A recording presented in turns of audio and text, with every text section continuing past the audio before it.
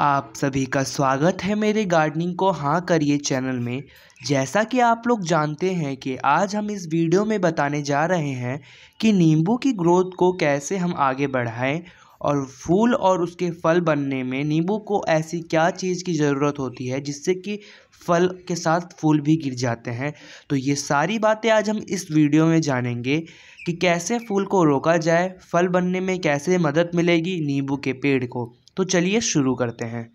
सबसे पहले तो नींबू के पेड़ के अंदर जो गुड़ाई का काम होता है वो आप लोग कर लीजिएगा। जैसा कि हम लोग एक हफ्ते के भीतर हम गुड़ाई कर देते हैं, तो उस गुड़ाई के साथ भी हमको नींबू के पेड़ की जो बेहतरीन ग्रोथ है वो हम पा पाएंगे अगर हम रेगुलरली हफ्ते में अगर हम गुड़ाई निराई गुड़ाई पेड़ की अच्छे से करते हैं तो। क्योंकि जो हमारे ऑक्सीजन का लेवल है वो जड़ों तक पहुंच जाए और जो हमारी मिट्टी ऊपर से थोड़ी टाइट बन जाती है वो थोड़ी लूज़ हो जाए, जिससे कि पेड़ की जो चलने की ग्रोथ है वो और ज़्यादा अच्छी बनी रहे और हवा के साथ भी वो पेड़ बना रहे अच्छे से, नीचे से भी और ऊपर से भी। तो देखिए अब हम इसमें खाद की बात करते हैं कि ऐसा हम कौन सा खाद देते हैं जिससे कि हमारे फल और फूल दोनों रुक जाते हैं। तो चलिए जानते हैं। सबसे पहले तो हमने मिट्टी को गहरा कर लिया है, कम से कम 3 से 3.5 इंच तक हमने मिट्टी निकाल ली है।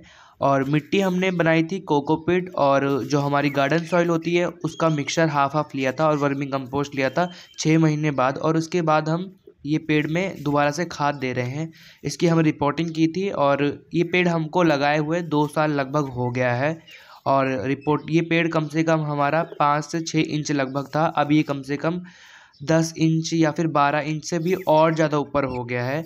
तो देख लीजिए ना कितना फ़र्क है इस खाद को 2 साल के भीतर में, और इसने फ्रूटिंग भी 2 साल के बाद में ही की है। तो चलिए सबसे पहले हमने ले लिया है काउ मैन्योर। काउ मैन्योर होता है गोबर की खाद, जो आप लोग कहीं पे जैसे कि जहाँ पर तबेला वगैरह होता है वहाँ से गोबर की खाद आराम से मिल जाएगा, वहाँ से आप लोग ले सकते हैं गोबर की खाद। और गोबर की खाद कम से कम 2 साल सड़ा हुआ होना चाहिए, जिससे कि अच्छे से ये डिकम्पोज्ड हो जाए और गोबर की खाद हमको अच्छा मिले।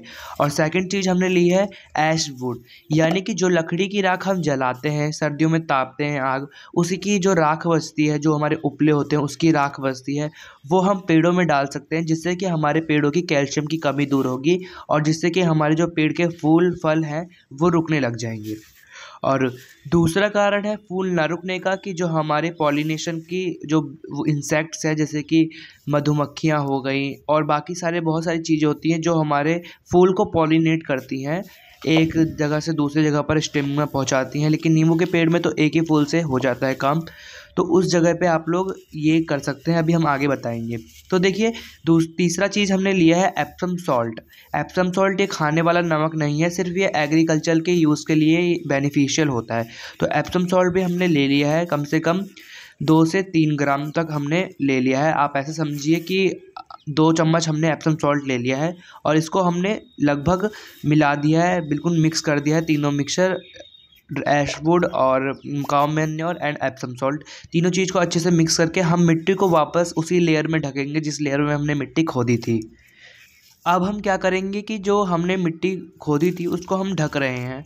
ढकने के बाद अब हम ऐसा करेंगे कि मिट्टी को अच्छे से पूरा फिल करने के बाद कि जो हमने नीचे की खाद की लेयर बनाई है, तीनों चीज़ों की लेयर बनाई है, उसको अच्छे से ढक जाए, जिससे कि हम जब पानी डालें तो ऊपर की ओर ना आए ये खाद। अब हम चौथा चीज़ ले रहे हैं जो सबसे इम्पोर्टेंट है, जो फूल को बनने में बहुत ज़्यादा हेल्प करता है जब हमारा पॉलिनेशन हो जाता है उसके बाद में।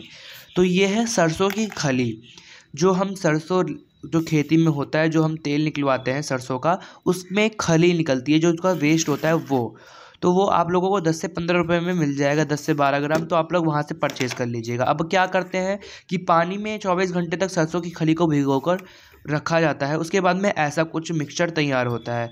उसी मिक्सचर को हम क्या करते हैं डायरेक्ट पेड़ में नहीं देंगे, डायरेक्ट पेड़ में देने से हानि भी हो सकती है पेड़ को, या फिर पेड़ जो होता है वो उतना अच्छा काम नहीं करता।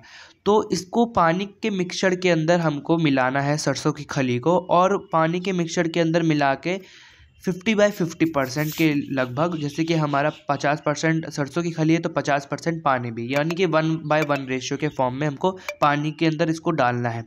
ऐसा आप लोग महीने में एक बार कर सकते हैं, या फिर आपका छोटा पेड़ है तो 15 दिन में एक बार करें। ये बहुत ज़्यादा बेनिफिट देता है सरसों की खली। सरसों की खली का लिक्विड फर्टिलाइज़र आप लोग किसी भी पेड़ में दे सकते हैं।